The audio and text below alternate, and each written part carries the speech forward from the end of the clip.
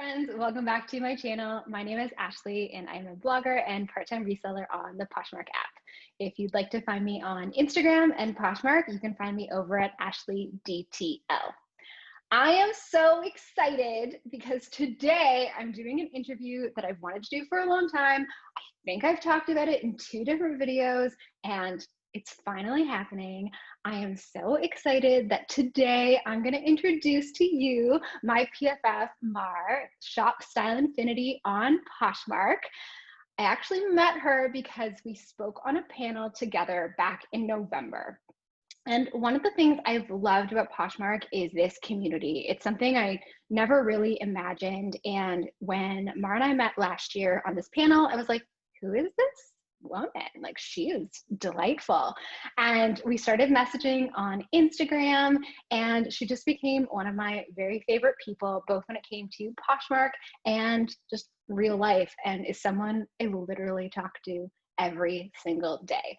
So I'm really excited to have her on my channel today, and we're going to talk about all things Poshmark, being a part-time seller. And what's even more exciting is that this weekend, as we're filming this, it is Posh Fest, and we're going to be speaking on a panel together talking about Poshmark Canada turning over a new leaf. Oh my gosh, you're here. I'm going to try switching to gallery view. All right. Ta-da! Gallery. I hope this works.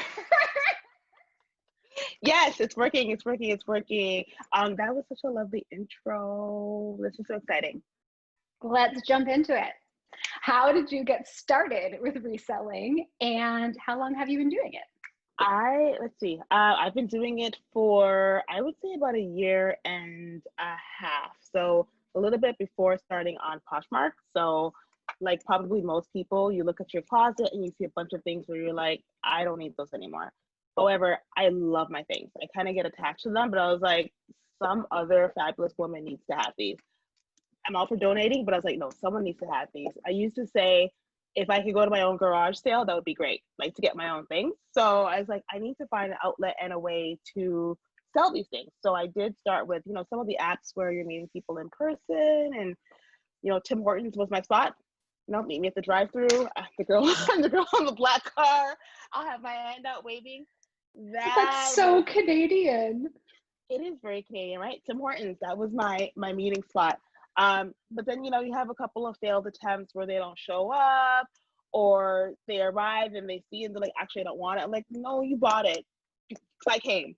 So this really wasn't kind of going to be a way to scale and do that often. And then, winter and just weather, or sometimes you just don't feel like leaving your house. So the pile was growing. It was things I was clearing out my closet and kind of turning it over with new things. And I Googled, how can I get rid of clothes for cash? And at that time, it was just before Poshmark Canada was live. At that time, I had found Poshmark US. I was like, oh, this is so cool. Too bad it's not here. So the pile grew and grew and grew. And then eventually, again, the pile was too big. And I was really getting ready to kind of take a bunch of things over to Goodwill. But I said, let me just try again. And then I saw that Poshmark Canada had launched. I was like, this is perfect. Let me give it a try. And that's how it started. And I mean, we can go into it, but from the first sale, I was like, oh, okay. And especially I was like, oh, you want that? Because I was about to throw that out or basically get rid of it. So that was kind of the way it started. I was like, okay, somebody actually wants that. Let's try something else. And it really just started with my closet and being able to move things from my closet. That's awesome. And the best thing about Poshmark too is you don't have to meet someone in the Tim Hortons parking lot. Exactly. There's no sketch. You just use the app. It's just so much more seamless. Yes, I really did not want to do the parking lot meetups anymore. I was over it. You're over it. I love that. So in addition to Poshmark, do you sell on any other platforms now? Nope. So I sell on Poshmark Canada, little bit on Poshmark US, but not very much. And then, so no other like resale marketplaces, just my own stuff, my own thing. And like me, you're a part-time reseller, and that's part of the reason why I was so excited to interview you, because I know that so many others are just doing this part-time, like off the side of their desks in their day job. So how much time do you think you spend on your reselling business each week? It definitely ebbs and flows. for sure. I mean, in the beginning, it was like eat, sleep, posh, eat, posh, maybe sleep. Um, seriously. But that's not sustainable. So I would say now, my weekends are kind of like dedicated to poshing or like reselling overall. So say on the weekends, it's quite a few hours, probably depends on the weekend. I probably do a good 2 hours on each day, Saturday and Sunday. But if I'm actually going to be doing like a bunch of listing and photos, it's going to be the whole day. Like it's going to be the whole day. During the week, I don't get to do much other than the typical kind of sharing through the app, talking to other postures in the bundles, etc. But I don't really get to do much listing or photographing during the week. That's all for the weekend. Is there anything you do during the week to manage your time? Like, do you have set times that you focus on Poshmark, or is it kind of just like whenever you can? Well, see, since COVID, things are different now. Pre-COVID, I think I had a bit of a schedule and I really enjoyed it. So the morning, going to work, taking the GO train, lunch breaks, GO train home. So I really had like a good rhythm of when I would have set Posh time. But since then, it's kind of been all a bit of a blur, but also it's a benefit from being home. So I can kind of manage my time and really take advantage of the little pockets. So I would say now, not so much of a schedule other than evenings. Evenings is when I get to it. Yeah, even my morning sharing time, maybe sharing that a little bit, but yeah, not so much of a schedule now. Ad hoc. Fair. Yeah, I mean, COVID really messed up Exactly. our Isn't schedules everything ad hoc generally. now? Basically, yeah.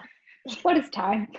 So it sounds like in the beginning you were looking to get rid of some of your items. You were done with the Tim Hortons meetups, and you wanted to find new homes for your items.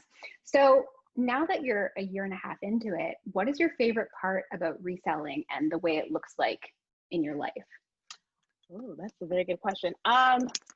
There's probably a couple different things, but aside of like the technical parts of like doing the reselling and listing and all that, I would say when you sell something to someone who like just really wanted that thing. So there's a couple of things where one was a girl out east and she wanted this dress for her graduation. So, had a couple of offers and I was like, yeah, no, this is like brand new. No. We went back and forth. And then she was just really honest with me, just kind of just gave me her situation. And of course, I do believe her. But it's just knowing when you can actually make someone's like posh find kind of come true because it's exactly what they were looking for. Mm-hmm. And I've had a couple of those. And that just feels really good to be able to like share that moment with someone or that find because they're like, wow, I found this dress. I really loved it. So that would be my favorite in terms of the experience. What's your least favorite? Listing. I like taking photographs. I don't enjoy listing. And I think because I won't say I'm a perfectionist, but I just want to be so thorough and put all the details and all the measurements and all the things to describe the thing. Just because, right? You have the time to do that if you have the time to do that. But I found that was really holding me back, right? So I would not post because I know I didn't have the time to do a really extensive description and all the pictures and all the views. So I actually had to do a little bit of a pivot there and be like, you know what, just do the thing. Just start. Just do the thing, post the thing, because you can go back to it. So totally. I'm listing and I are better now. But yeah, we were having a little bit of a love-hate there, and they were just staring at me, being like, list me. And then until I started calling it my money pile, that changed things. Yeah, not the death pile, the money pile. Yeah. Money pile. Yeah, I like opportunity pile is also a good one. And it's the thrift gods work, because when you do that, I swear to you, like 2 days later, the thing is sold. And you're like, oh, okay, I guess I should list that. So yeah, I'm a believer. Just list and try to be consistent. Yeah, I totally agree. I think in a lot of aspects of life, done is better than perfect. And just as you said, like get it out there and, see what happens. And you can always add more information. And as I'm saying this, I need to instill it for myself because I've come to learn that listing is also my least favorite part. It's like, I'm fine to add the photos. I like taking photos. I'm fine to add the photos. I'm fine to like fill in all of the fields. It's when I need to like write a captivating description and use all my keywords and like, taking the measurements is fine, but like writing them in, it's my least favorite part. It's gotta be some kind of, I'm with you. Exactly that. Do you buy much on Poshmark? You know what? Lately, I haven't. And then COVID, there's that whole thing. But I actually, I don't want to call it a resolution because I did a major haul at the beginning of the year that I, my best haul ever. But since then, I've said, okay, I've gone through the haul, sold most of it. I think I have like 2 or 3 items left, and my pile, like my personal pile, is still here. So it's been working for me because of COVID, where I'm not going out as much and not going to thrift stores as much. So it's kind of given me that extra push to go back into my own closet and rediscover and just kind of re-edit my own stuff. Mm-hmm. So yeah, I haven't bought as much on Poshmark because I feel like I have enough right now. When you were purchasing things, what Mm-hmm. is your favorite thing that you've purchased? A pair of Spanx leggings, like the foil. Yeah, they're super nice. Oh, yeah. They're really nice. They're like blogger phase. I think they have a name, but they're love them, love them. Because I mean, Spanx are not cheap. The Spanx No. leggings. Yeah. So I got a really really great deal. So those would be my fave. And I was like, are these gonna be a Creole? Like, how am I getting such a great deal? But yeah, those would be one of my fave buys because you can catch me in leggings like 6 out of 7 days a week. Also COVID. Even pre-COVID. So yeah. But now especially, yeah, those Spanx leggings are so lovely. I actually bought a pair last year and then ended up returning them. Yeah. Because I was like, I like them, but I didn't love them on me, and especially for the price tag. But then I ended up buying a pair of the Aritzia faux leather leggings Yeah. on Poshmark, and they're There you go. delightful. Isn't that just like you just like especially when it's something you've been eyeing and you're like, you know the value, you've seen it, and then you find it. That's a good feeling. It's That's the a good best feeling. feeling, especially when you can get a good deal on it. And you're like, yes, Mm-hmm. so good. Exactly. When it comes to customer service in your business, is there anything that you think you do differently on Poshmark that sets you apart? I don't know if other people do this, but the way I kind of think of it is if I had my own boutique and someone walked in, like what would I do? Would I just be like just there? No, I'd probably be like, hey, hi, how are you doing? Are you looking for anything? Or, if they're, picking up items, I'm going to ask them about it or just kind of make myself known. So I try wherever I can, if someone is liking items, to like actually go into the bundle and just, thank them for coming and checking things out, or maybe make a bundle for them. So to me, it's wherever I can catch, I have enough time to talk to someone through the bundle. So having a conversation like people, like we're in a store. Human. We are people, humans. Look at that. That's actually something about Poshmark. It's an app, but it's more than an app. Yeah. Right? Yeah. No, it really is. There is a human on the other side of it. And I don't want to sound rude, but it is less annoying than like Facebook Marketplace, where I find people like aren't human on it. It's a transaction on a lot of the others. It's a transaction. Yeah. Speaking of boutiques, I was going to talk about this at the Yeah. end, but I feel like it's a good segue. So you've been working on your website, and I have. I'm so excited. tell me the things. It's a little bit of a precursor to Poshmark also, because I'd always said, okay, what am I gonna do? I want to do this thing, but how to go about it, how to do all the things related to that, other than liking to shop and being digitally savvy, and also being marketing savvy. It's like, how do I do this and kind of put it all together? So it's always been in the back of my mind. And then with Poshmark, I actually feel like I've been doing the thing for a year, right? So I feel like Poshmark has been my boutique, my business, my thing that I've been doing for a year. So for me now, it's okay, how do I take it to the next level? Which again is still with Poshmark, actually probably going to be more Poshmark. But it's kind of my outlet, my way to be creative, my way to kind of edit in my own way. Because I can still do that through my closet, but I mean, when you're shopping for your closet, you're at the mercy of what you find, right? Yeah. With the website's boutique, I'm curating it and I'm actually saying, okay, this is the look and the collection that I want, and I can go out and seek it and get it because I know exactly where to get it. So it's a little bit of a different, but to me, they're going to go together and like be like mutually beneficial. So I'm so excited. And shameless plug, if I may, sneak peek coming soon, but I'll say by 10/10/2020, we will be open. So I would love all the support. Just come say hi, say hello. Amazing. I will be sure to put the link in the description box down below so people can check it out. Oh my gosh, of course. I'm so excited. Yeah, it's just like this little thing. I was like, okay. And again, it's like Poshmark 2.0 for me. So yeah. Yeah, no, it's amazing. And I'm so excited to see it come together. I saw a little sneak peek of the photo shoot over the weekend. And I keep obsessing though. I'm like, it's not gonna be perfect. Just go. Just do the thing. So I had to remember my own words. Like just do the thing. Just do the thing. So, done is better than perfect. And you know, if you think back to every website that's been on the internet since it's happened, like there's a website called the Wayback Machine, I think, and you can go look at different iterations of a website and see how far it's come. And you know, it's not like people are going to go to the website on 10/10 and then, you know, 2 months later be like, well, when she first launched it was like this. Exactly. I know. It's like, and the thing is, I know this like for a living. I know this. But when you flip it and you're on the other side, you're like, oh my God, what to do? But yeah, so really exciting project. So good. I'm jazzed. How have sales been for you over the summer? What sales? No, it's been slow. I would say it's been slow, but I mean, twofold. And I think a lot of people, well, I wouldn't say everybody, but a lot of people that I either interact with have experienced that. And I think last year was different. Yes. Last year was different because also being newer to the app, but a full year in, I can see kind of the ebb and flow and be like, yeah, it was a little bit slower, but it was new. So any sale kind of felt good over the summer anyway. But in hindsight, you can kind of see the trend.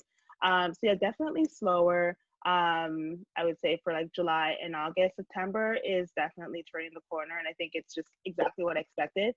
To add to that, I've been working on my project. So I've kind of shared the time between the two. So I think that also is part of it, right? It's as much as you put in, there's a lot of what you'll get out as well. But again, what I love is those days when I wasn't able to share or do things and the sales comes through, you're like, okay, Poshmark, I love it. So yeah, yes. Slow summer, but fall is already like been picking up. And I think just the energy, like Posh Fest is coming up. It's gonna be fun, albeit virtual. But yeah, it just feels really good. I think it's renewed energy. Yeah, I totally feel that. Definitely experienced the summer slowdown. And last September was really when I started last year. And so I saw that incline. I saw things picking up. I got more excited. I got more into it. And then, you know, January was like the best month I've had. And then the COVID. Exactly. Like, and then COVID. So, and then 2020. How do you think COVID has impacted your biz? I'd say at first, everything was a blur, right? Just everything, not just the closet. But I mean, I was on panic. I thought I was going to close my closet because I was like, there's no way, how would I actually like get packages to the post office? Because at that point, I was like, I'm not leaving my home. So I looked at, you know, ways to have, you know, Canada Post come and pick up packages, which they can do if you have a business account. But yeah, then I was like, oh, right, I can just drop them off in the mailbox. Go figure. But you know what? And I'll say this here, and hopefully people out there are the same. I need to hear that ping. Like when I drop off my package and I'm just standing there, they're like, you don't need a receipt. No, I'm just listening for the ping that you scanned it in. That's it. Yeah, so that was a change just in kind of really just trying to figure out how often I want to go to the post office and when I go to the post office versus dropping off at the mail. I think I jumped the gun. I was like, I'm just gonna shut down and like close my closet. So I did take a break, just like a week. But other than that, I think from a sourcing perspective, I haven't sourced maybe twice during COVID, so that's definitely changed things as well. And then I would say the beginning of it, like most people saw, where you know sales were really slow, but still there. So I think once people, I don't want to say adjusted because it's still a very difficult time, but I think that once people were maybe a little bit more acclimated to being at home and got back online, we saw the uptick. That they were like, okay, I'm here, I'm home, and I'm ordering. It had an impact, but it was more of a ebb and flow, up and down. Yeah, we've all been adjusting in our day-to-day lives, and I think our businesses are no different. It's a roller coaster. We just ride it out. We do. So we are heading into Posh Fest this weekend. We And are. I think one of the reasons why you and I get along so well is because we're very similar in certain ways. And one of the ways that we're similar is you jump wholeheartedly into things the same way that I do. And last year, you were one of 2 Canadians at Posh Fest. Yeah. And you've been on the app for how long? Not very long. I joined like the end of July, and Posh Fest is around this time. And of course, when you get on, that's just when I'm on. That's my date of active. But Yeah. I don't know how long it took me like post something and actually like be on the app. So it's pretty fresh. But I think I just took a bet early on because again, I saw this is the outlet I was looking for to get rid of my items. I had this kind of business itch of doing something. So I was like, you know what? Just do the thing. Do the thing. Just do the thing. I'll just go to another country to go to an event. Just I actually just put on as my you work do. hat, and I was like, well, I'm going to a conference for work, like I would do. So I'm glad that I did. Again, I did kind of think twice about it. I'm like, do you really want to invest in this? Like, it's an investment, right? So like, what am I investing in? This app where I probably sold like a hand. Oh, I was an ambassador by then, so I'd still sold just a few things on this new app. But yeah, I just said, you know what? Let's do it. Let's consider it an investment. Go and learn. My thing was just to go and learn. And I think what made me more confident in going, I was like, don't worry about it. You don't know anybody, but you're going to learn. Just go to the sessions, go back to your hotel room and go to the sessions.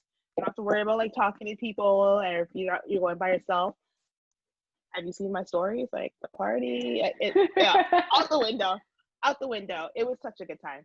I thought I was, going in prepared to just go in and go to sessions, and ended up meeting such great people, learning, partying. And again, there are people that I met now that we also talk frequently, through social media and otherwise, but it was a really good time.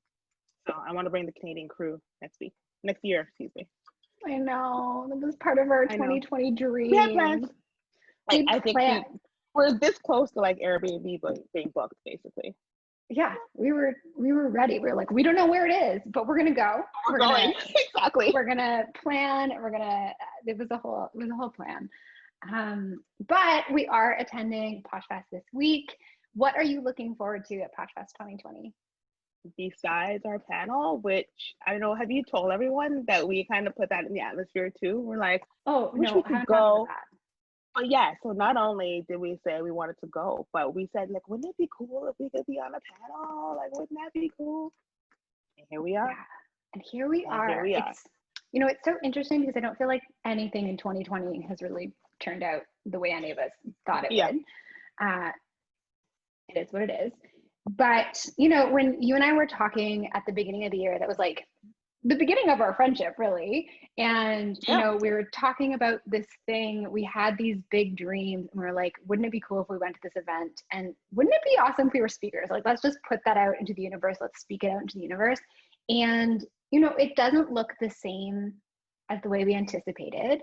Right. And we're not going to be rubbing elbows with Serena Williams in the green room, which a little sad, not going to lie. But we're still speaking, and I'm really proud of us. I think so too.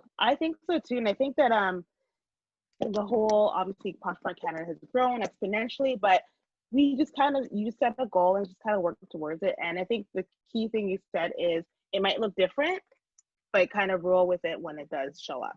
So we're rolling with it. I love that. So aside from us speaking and achieving our 2020 goals, is there anything else you're looking forward to for Posh Fest? Oh my gosh, so many good sessions. I would say the other speakers. So not just the Canadian speakers, shout out to all of them. So maybe we should have like a pre-Canadian something. Let's work on that. But just a lot of the speakers, because I met them last year, right? Mm-hmm. So it's going to be really great just to kind of like cheer them on and like listen as they kind of share their knowledge. So I'm just looking forward to a lot of that, of the people that I met last year, because I was looking forward to meeting them again this year. Yeah. So again, it's going to look different, but that's what that's going to be. Yeah. No, it's going to be so fun. If you're watching this ahead of October 2nd and 3rd, I highly recommend checking out the Posh Fest sessions on the Poshmark YouTube channel. And I'm probably going to do a recap video too. So if you don't get to attend, I'll give you a little summary and share what I learned, because there's so many great speakers, lots of good content, and it's just a great opportunity to be a sponge and soak it all up and learn. And if you're like Martha and I and you just like to jump in wholeheartedly to things, all the way in. Posh Fest is going to be a great opportunity to learn. And you know what? That's part of what helped me go last year, because I was binging on all kind of YouTube content, and I looked for all of the previous Posh Fest videos and what people gained from going, and you know what their experience was. So obviously there wasn't a Canadian kind of point of view back then. So hopefully your point of view here will be really helpful, because there isn't much Canadian content out there. So thank you, Ashley. My pleasure. I'm so happy. It's honestly my pleasure. Like, it's such a great way to connect with the Poshmark Canada community. I learn a lot by consuming content and also teaching others, and it's just, I love it so much. Where can people find you on the internet, my dear friend? On the interweb, the information superhighway. Yes. I am at Shopstylefinity on Instagram, as well as on Poshmark Canada, and also, well, you can go there now at shopstylefinity.com. So that's where I am everywhere. I love it. And I'll make sure to put all of those links down in the description box below, so you can go follow Martha, check out her amazing closet, and be sure to watch for that new site launching soon. So many pretty things. I want to say thank you so much for doing this interview, and also just being my PFF. I'm going to declare it publicly that I am so grateful. Declared. I accept. I claim. I don't even, and as much as it's, the P is how it started, but it's, you're just an FF. Oh, a BFF. I can't. It's the best. Like, you know, the community is such a great part of this, and I don't know that our paths would have crossed otherwise, without not, this busy city and then COVID, and then COVID. All of that.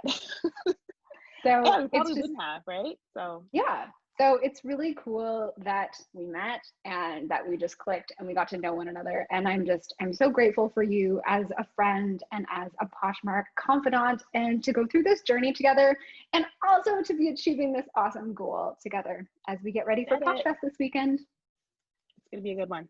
I think it's going to be really good. So I hope everybody tunes in to our panel and to all the other great speakers. So much information. It's just be a fun time. So pull up what you drink and have fun. I love it. Thank you so much for watching this video. If you enjoyed it, I would love for you to give it a like and make sure you subscribe to my channel, and I will be sure to catch you soon. Thanks so much for watching. Bye. Bye. Okay. That's my clapper. It's like the thing, but it's my hands. Action. Or is it action? Yes, action. I dream of Jeannie. Yes. And we're done.